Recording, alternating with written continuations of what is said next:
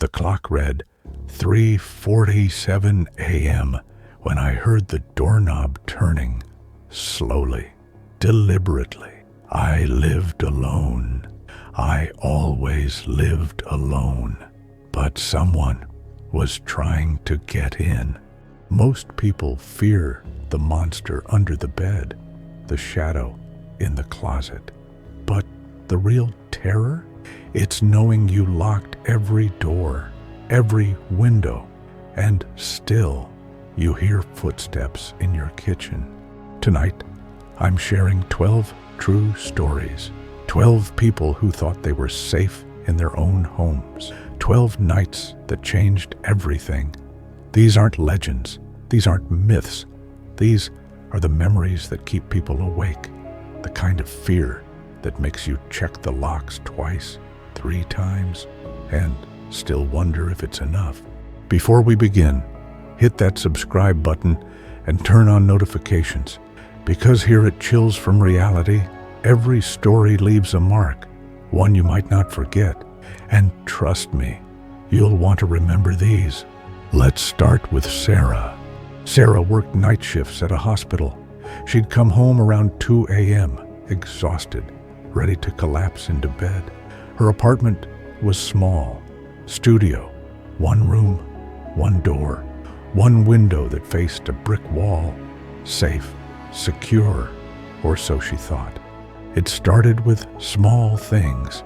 A chair moved slightly from where she left it.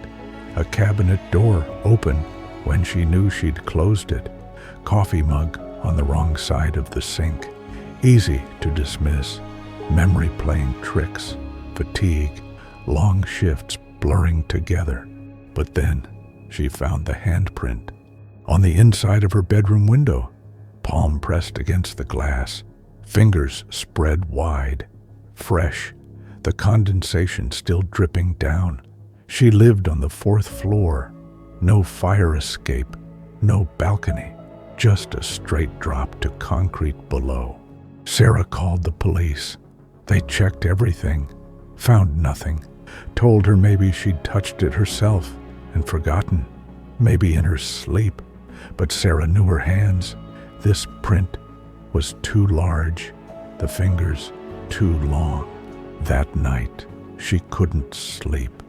Every sound felt wrong. The radiator hissing, the building settling.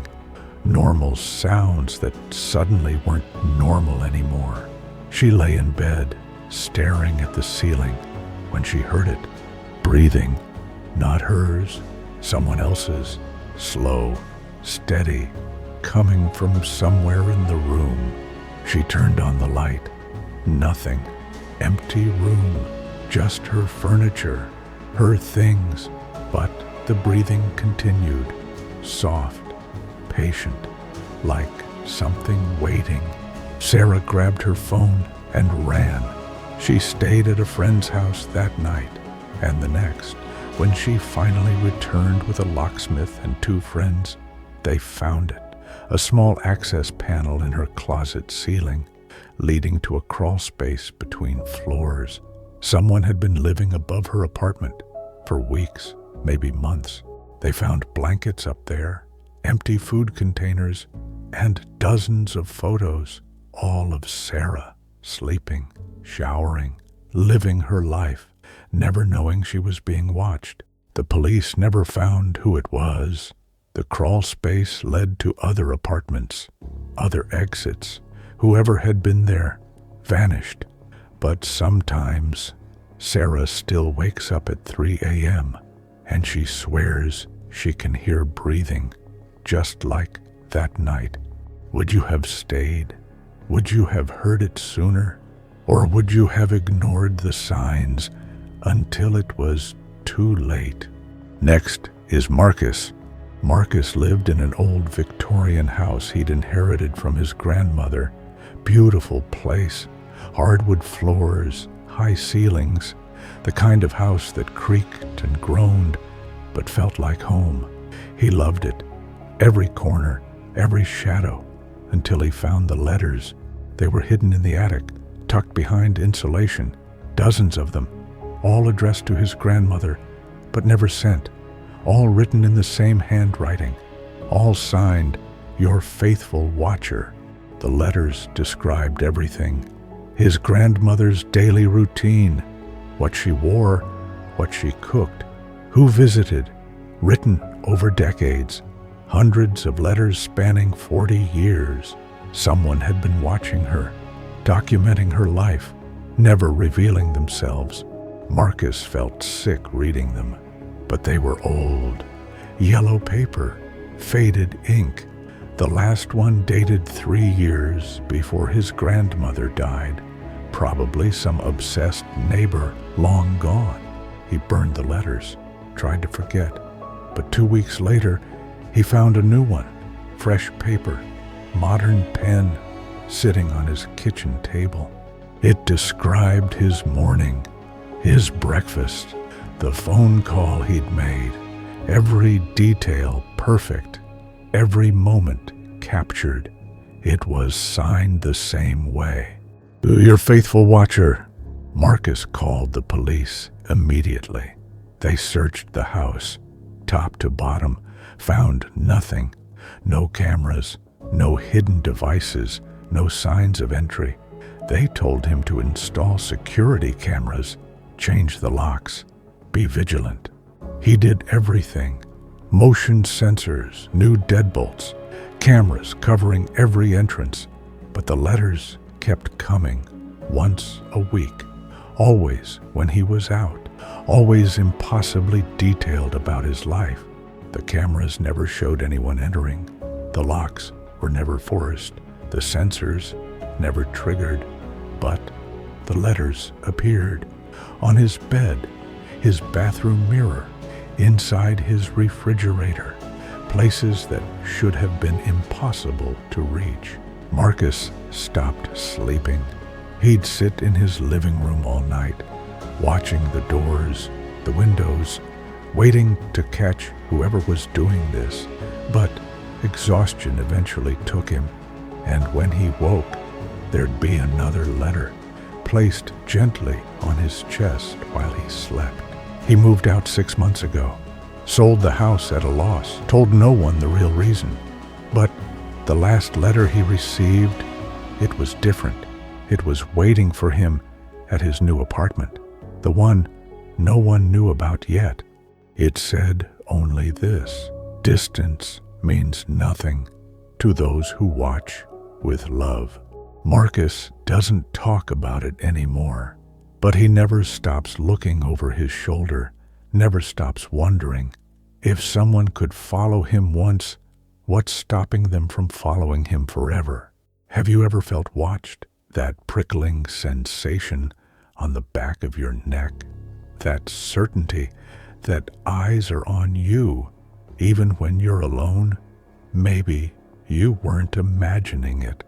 Then there's Jessica's story. Jessica was house-sitting for her parents while they traveled overseas.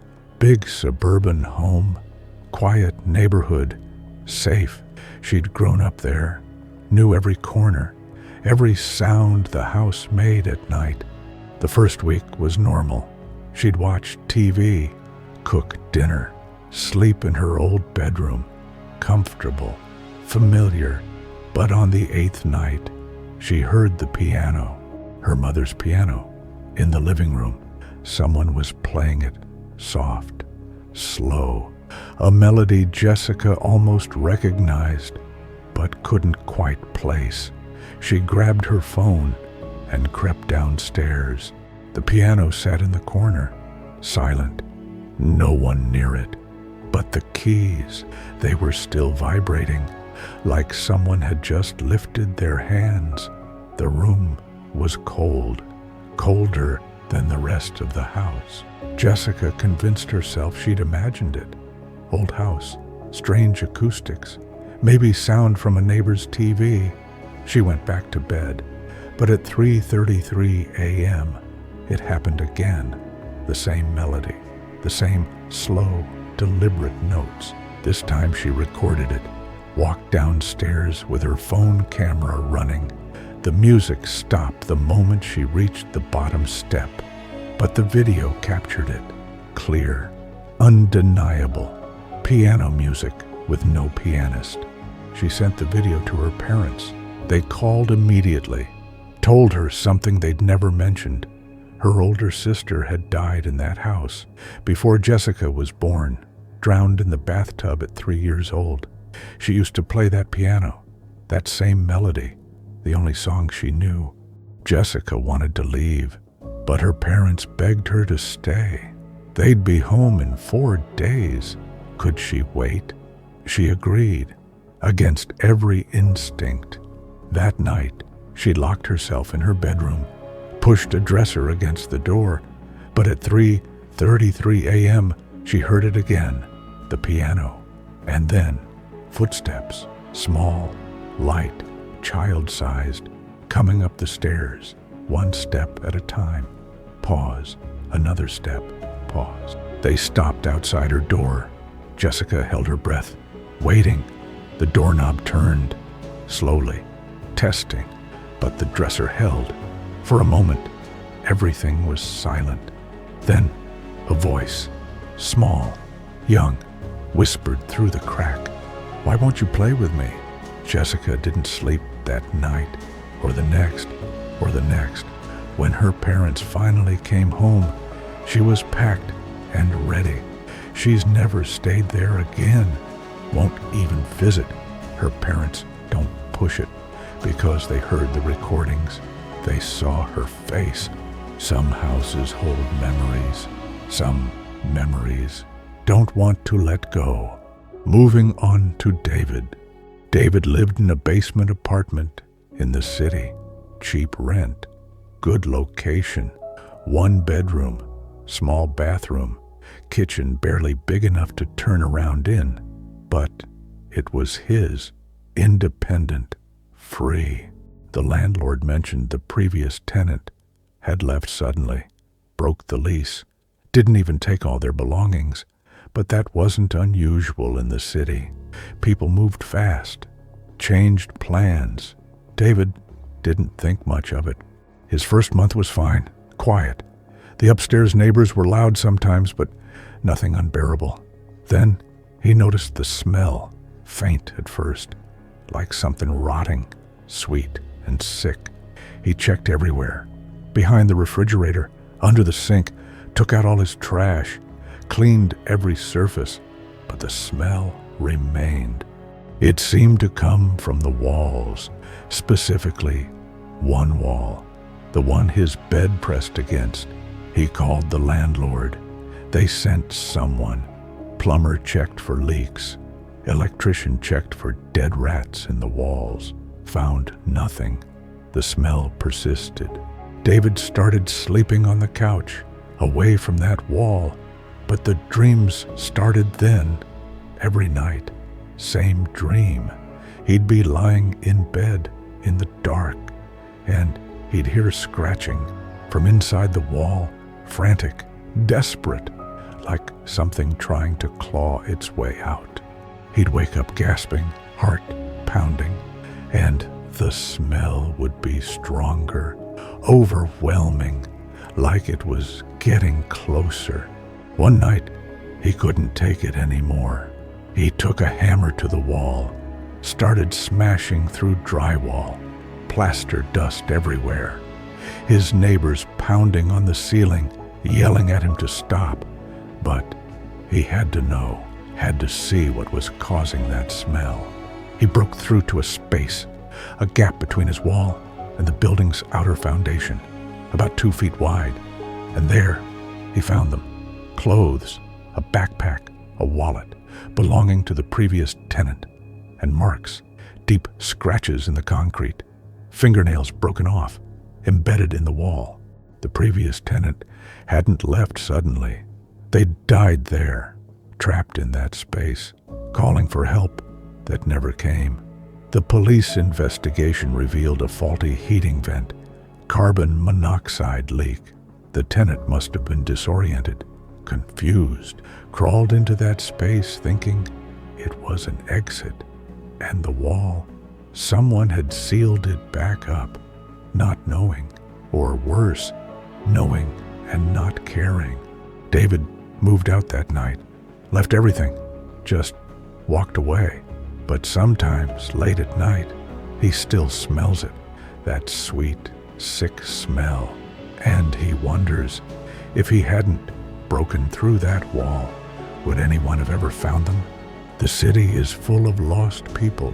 Some of them are still trying to be found. Let's talk about Rachel next. Rachel bought her first house at 26, small starter home, needed work, but had good bones. She was proud, first-time homeowner, ready to make it her own. The inspection found nothing major, some old wiring, weak water pressure, normal stuff for a house built in the 70s. She moved in on a Saturday, spent the first week unpacking, painting, making it feel like home. Everything seemed perfect until she checked her security camera footage. She'd installed a simple camera by the front door, package theft prevention. But when she reviewed the first week's footage, she saw something that made her blood freeze. Every night, around 2 a.m., her front door would open, just a crack, stay open for exactly 30 seconds, then close. She was asleep during these times, alone in the house. The door was locked. She checked it every night before bed, but the camera didn't lie. The door opened every single night, same time, same duration. Rachel changed the locks, added a deadbolt, a chain lock. That night, she stayed awake, watching, waiting. At 2 a.m. exactly, she heard it, the deadbolt sliding, the chain unlatching, the door opening. But she was watching it, watching the locks move by themselves, smooth, deliberate, like invisible hands turning them. She screamed, ran to the door, slammed it shut, relocked everything. But she knew whatever was opening that door, locks didn't matter. She called a priest, a medium, anyone who might help. The medium walked through the house and stopped in the living room, pointed to the fireplace, said something was buried there, something that needed to be found. Rachel hired contractors, broke open the fireplace hearth. Inside they found a metal box, rusted, old. Inside were photographs, dozens of them, different families, different time periods, all taken in that house, all showing the same thing, people sleeping, unaware, photographed from their bedroom doorways. Someone had been doing this for decades, entering homes, taking pictures, documenting their victims, and the last photo in the box was of Rachel, asleep in her bed, taken 3 nights ago.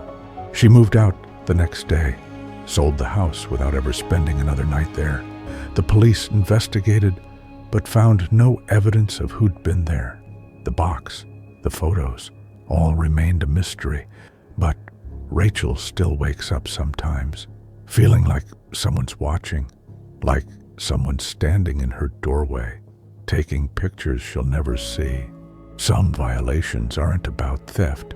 Sometimes the most terrifying crimes are the ones that leave no trace, except the knowledge that someone was there, someone you never saw, someone who might come back. Before we continue, if these stories are giving you chills, hit that like button and subscribe, because here at Chills from Reality, the fear doesn't end when the story does. We have 6 more stories to go, 6 more reasons to check your locks tonight. Now, let me tell you about Thomas. Thomas lived alone in a rural farmhouse, miles from the nearest neighbor. He liked the isolation, the quiet. After years of city noise, the silence felt like peace. He'd sit on his porch at night, watching stars, listening to crickets, feeling truly alone, safe. But one evening, he noticed something odd. His dog wouldn't go near the barn. Max was a brave dog, German shepherd, fearless. But suddenly, He'd stop 30 feet from the barn, hackles raised, growling at nothing, refusing to move closer. Thomas checked the barn. Everything seemed normal. Tools, old equipment, hay bales, nothing out of place. But Max's behavior continued. Every day, same reaction, same invisible line he wouldn't cross. Then Thomas started hearing it, late at night. Sounds from the barn, not animals, not wind. Footsteps, wooden floorboards creaking, deliberate, pacing, back and forth, back and forth. He'd check every time, but the barn was empty. One night, he decided to stay out there, bring a chair, sit in the darkness, wait. If something was happening, he'd catch it. He sat for hours, silent, still. Around 3 a.m. he heard them, footsteps, above him, in the hayloft, walking, stopping, walking again. He climbed the ladder slowly, phone flashlight ready. The loft was empty, just hay, just shadows. But the footsteps continued, right where he was standing, all around him, like someone walking through him, like he was the ghost. Thomas ran, left the barn, didn't go back. The next day he called a local historian, asked about the property. The historian went quiet, then told him 3 people had died in that barn. Murder-suicide. Farmer killed his family during the Depression, then himself. Bodies weren't found for weeks. The historian said people reported sounds for years, footsteps, voices, but they always stopped. Eventually, the spirits moved on, or so everyone thought. Thomas never used the barn again, kept it locked, avoided it, but on quiet nights, he can still hear them, the footsteps, pacing, endless, trapped in whatever moment claimed them. And Max never stopped growling at that invisible line. Dogs know, they always know. What would you do? Tear down the barn, leave the property, or learn to live with ghosts? Sometimes the land remembers, and what it remembers, it replays forever. Moving on to Amanda. Amanda was a college student, living in a dorm, 3rd floor, small room, shared bathroom down the hall, standard campus housing. She had a roommate initially, but they moved out after first semester. Schedule conflicts. Amanda didn't mind. More space, more privacy. That's when the notes started.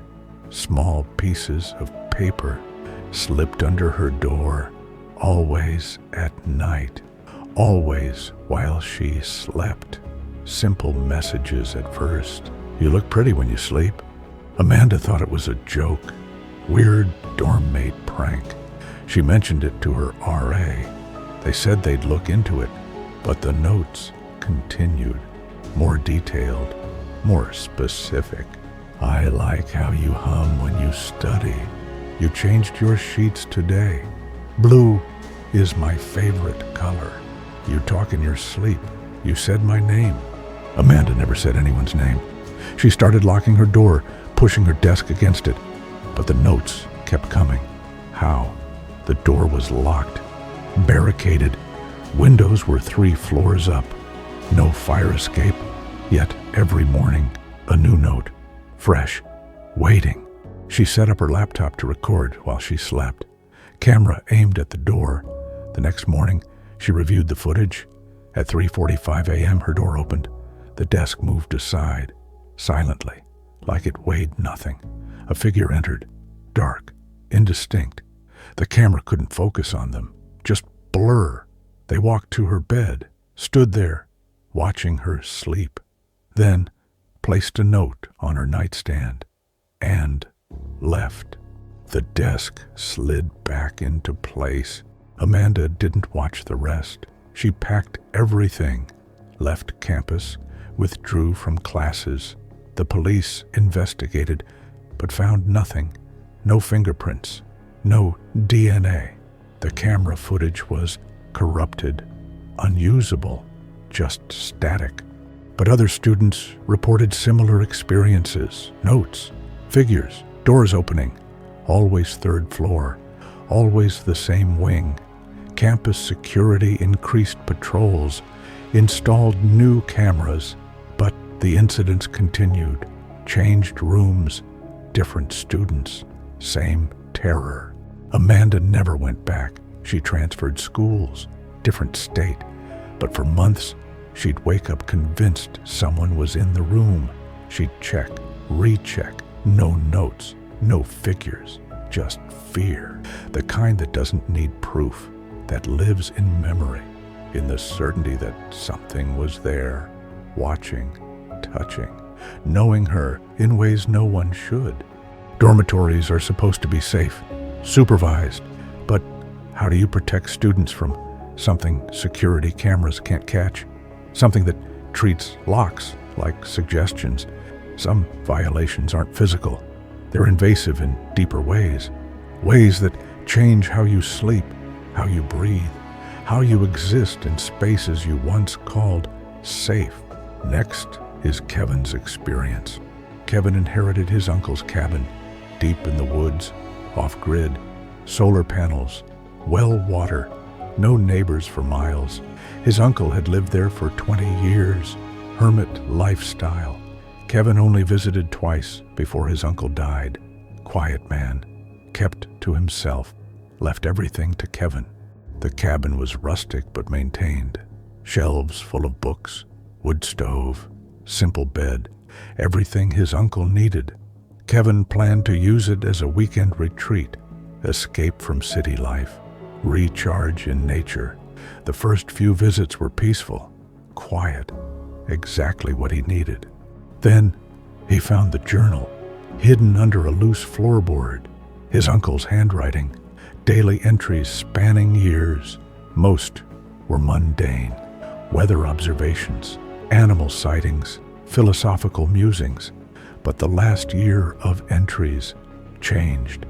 I saw it again today, standing at the tree line, watching the cabin, same spot, always watching. I tried taking a photo. The camera won't focus. Every picture is blurred, but I know it's there. It came closer last night. I could see it from the window. Tall, wrong proportions, not human. But it knows me. It knows my name. I can't leave. When I try to drive away, the road turns back, loops, brings me back here. I'm trapped. We're connected somehow. It won't let me go. The final entry was dated 3 days before his uncle died. It's inside now. I hear it walking at night, breathing. If you're reading this, I'm sorry. It will know you too now. Kevin wanted to dismiss it. Mental illness, isolation madness. But that night, he saw it at the tree line, exactly where his uncle described. Tall, too tall, shadow darker than the surrounding darkness, humanoid, but wrong, joints bending in ways that shouldn't be possible. It stood there, watching, motionless. Kevin grabbed his phone, tried to take a photo. The camera app crashed, wouldn't open. He tried video, same result. Like the device refused to capture it. He left immediately, drove for 3 hours, got to a hotel, safe, far away. But when he woke up, he was back at the cabin, in the bed, his car parked outside. No memory of driving back. Phone showed no GPS history, like he'd never left. He tried again, same result. 4 times, always waking back at the cabin, the thing at the tree line, always watching, getting closer. Each time he woke, it was 10 feet nearer, 20 feet. Now it was at the edge of the clearing. Kevin stopped trying to leave. What choice did he have? He lives there now, updates friends occasionally, says he loves the solitude, But his messages are strange, short, repetitive, like he's forgetting how to be human. His last message was 2 months ago. It's inside now, just like Uncle said, but it's not so bad. You get used to company, even this kind. His friends tried to visit. GPS took them in circles. Roads that should lead to the cabin just loop back. Kevin's phone doesn't ring anymore. Goes straight to voicemail. He's there, alone, with whatever claimed his uncle, whatever now claims him. Some places hold power, some places hold hunger, and sometimes inheritance is more than property. It's a curse, passed down, unbreakable, waiting. Let's continue with Maria's story. Maria bought a smart home system, full automation, lights, thermostat, locks, security cameras, voice controlled, top of the line, modern convenience. She loved it. Coming home to lights already on, temperature perfect, doors unlocking as she approached. The system learned her routines, her preferences, when she woke up, when she slept. It optimized everything, made life easier, until it started making changes she didn't request. Lights would turn on in empty rooms, not random, deliberate, like someone was moving through the house, from bedroom to bathroom to kitchen, back to bedroom, following a path. The app showed no commands, no triggers, just the lights, walking through her home.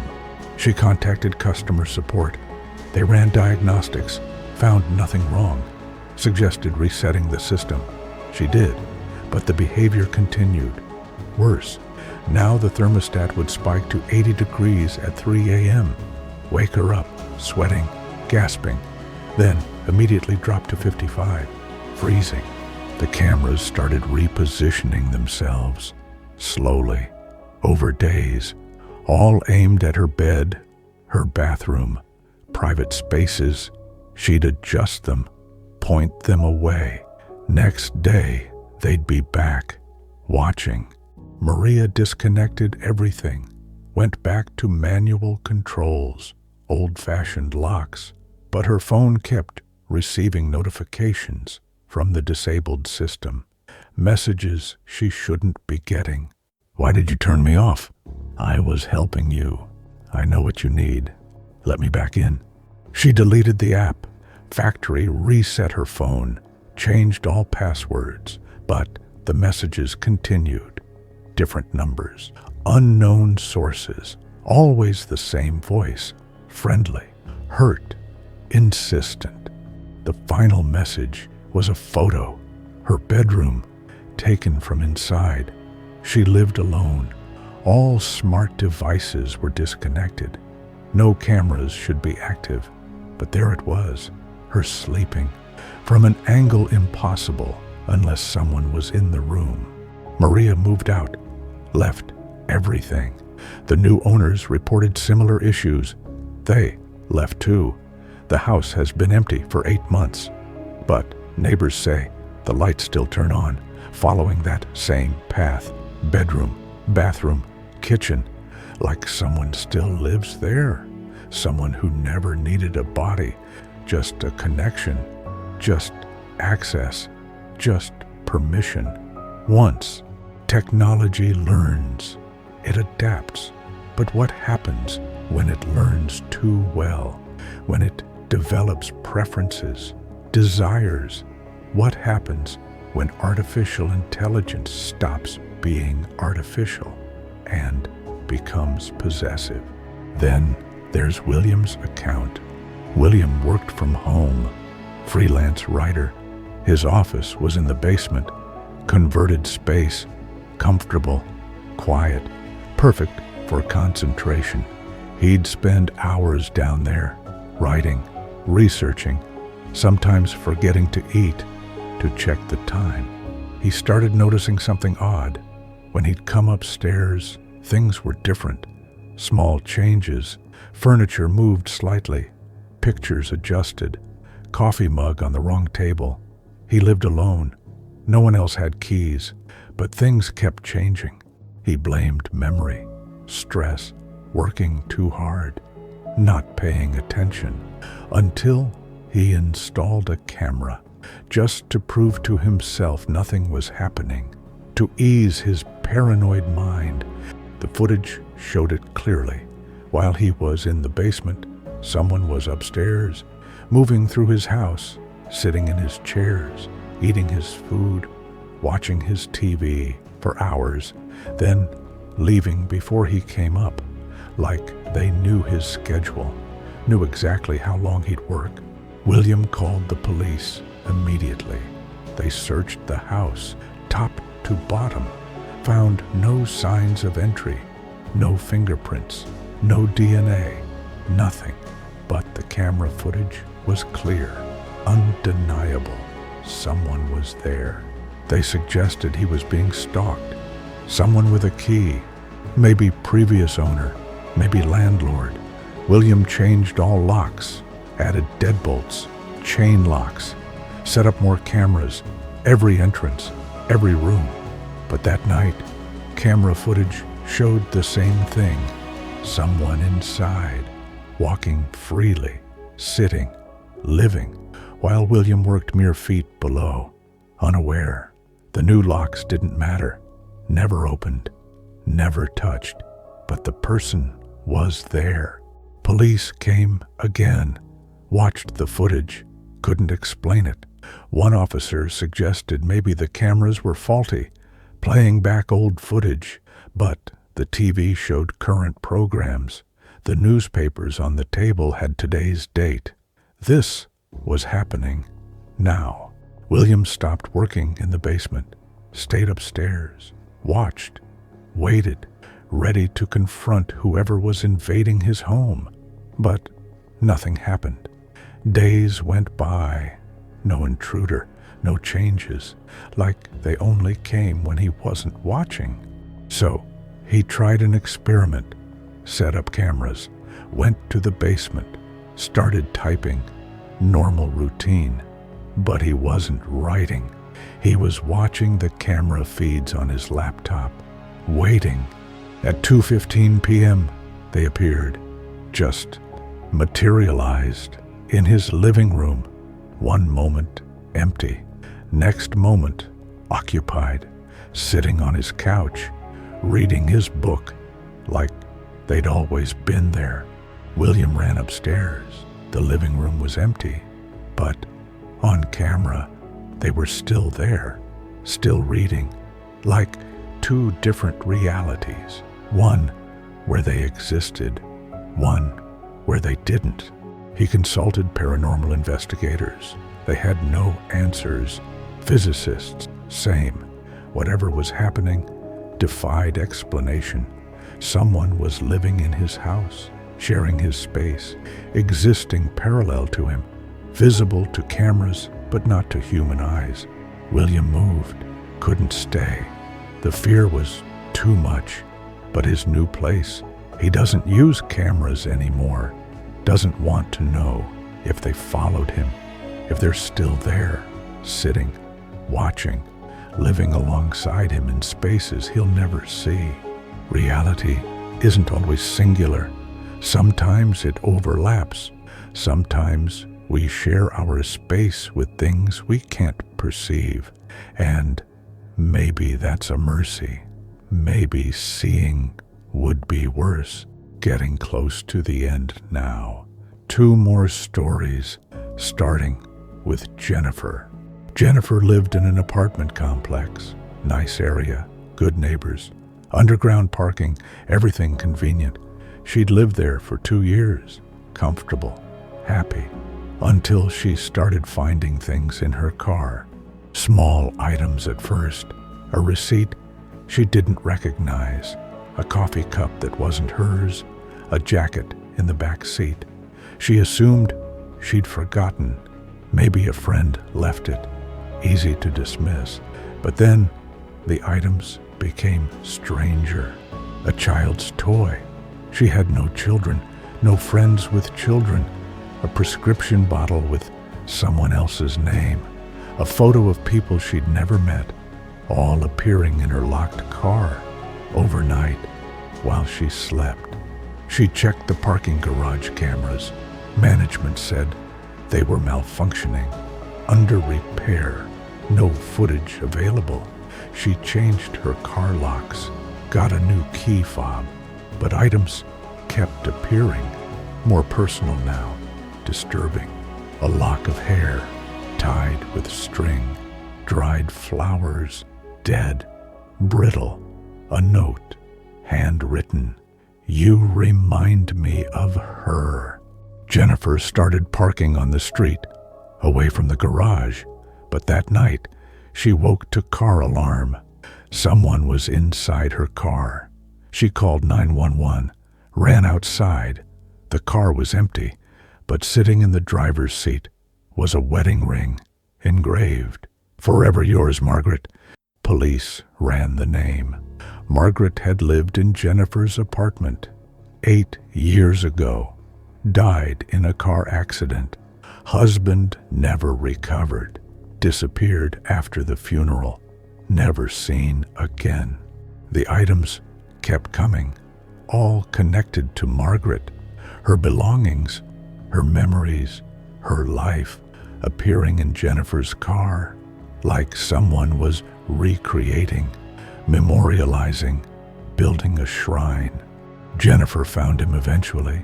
The husband, living in the apartment next door, had been there the whole time, under a different name, watching her, seeing his dead wife, convinced Jennifer was Margaret, returned. He wasn't dangerous, police said, just grief-stricken, delusional. They removed him. Psychiatric evaluation. Jennifer got a restraining order. He's in a facility now, getting help. But Jennifer still finds things, even though he's gone. A flower on her windshield, a note tucked under the wiper. I'm still waiting. How could he be leaving them?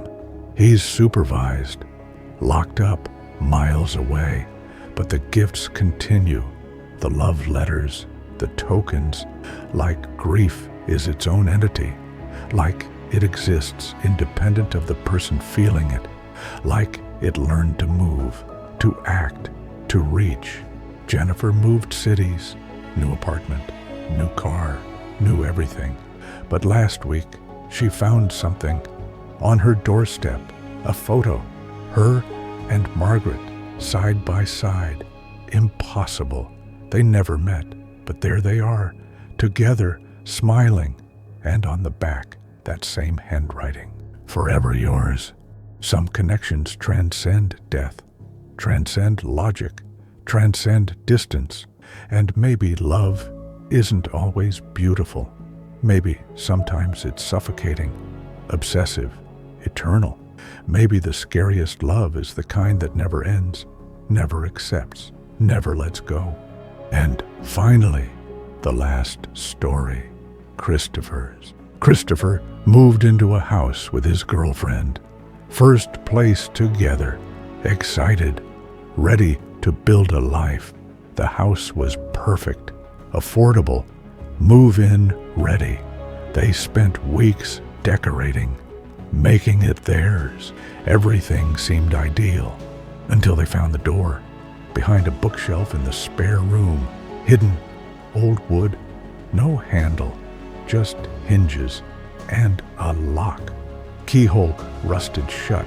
They tried to open it. Curiosity, but it wouldn't budge. Probably just a closet.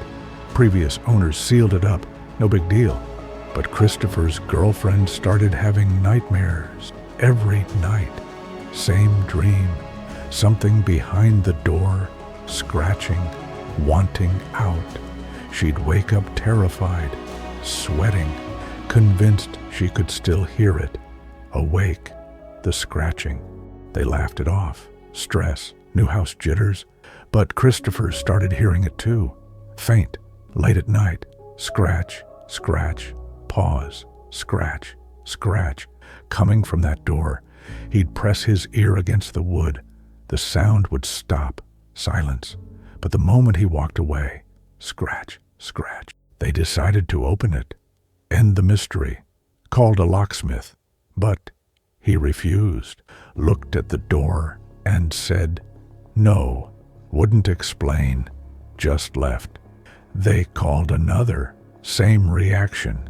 Third locksmith told them why. That's a dead door. Old superstition. Doors built to seal something in, never meant to be opened. Marked with specific hinges, specific wood. The scratching, natural wood contraction, nothing more. But the belief was real. Open a dead door. Release what's trapped. Christopher didn't believe in superstitions. Got tools. Started removing hinges himself. His girlfriend begged him to stop. Said she felt something wrong. A pressure building. But he continued. 3 hinges. 1, 2, 3. The door loosened. He pulled it open. The room beyond was small, 8 by 8 feet. Empty. Completely empty. Just walls, floor, ceiling. Nothing sealed. Nothing trapped. Just space. They laughed. Relief. All that fear for nothing. But that night, the scratching started again. Not behind the door. All around them. In the walls, the ceiling, the floor. Everywhere. Like something had been contained in that small space. And now it wasn't.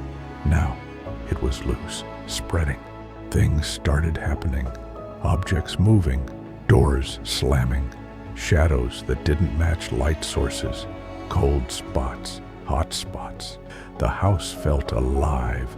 Angry, like they'd violated something. Released something.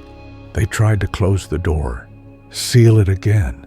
But the hinges wouldn't align. The wood warped. Like the house itself refused. They called priests, mediums, paranormal investigators. Everyone said the same thing. You shouldn't have opened it. Christopher and his girlfriend lasted 3 weeks, then left. Everything, furniture, possessions, just ran. The house sits empty now. No one stays. Dozens of tenants. All leave within days, reporting the same things. Scratching, shadows, the feeling of being watched from empty rooms. The door remains open, can't be closed. Hinges bent, wood split. Whatever that small room held, it's everywhere now, in every corner, every space. And maybe it was never about what was trapped. Maybe it was about the trap itself, the boundary, the rule. Don't open what was meant to stay closed. Some doors exist for reasons we don't understand. Some locks aren't about keeping things out. They're about keeping things in. And once you break that seal, there's no putting it back. No undoing. Just living with the consequences. Or running forever. And that's 12 stories. 12 people who thought their homes were safe, who learned otherwise in the worst possible ways. If these stories kept you up tonight, if you're checking your locks right now, hit that like button and subscribe. Because here at Chills from Reality, every story leaves a mark. These weren't just stories. They were warnings, reminders that safety is an illusion, that home isn't always sanctuary, that sometimes the scariest place in the world is where you sleep. Turn off the lights if you dare, and remember, every sound you hear tonight could be nothing, could be wind, could be the house settling, or it could be something else, something that's been waiting, watching, learning your routine, waiting for the perfect moment. Sleep well if you can.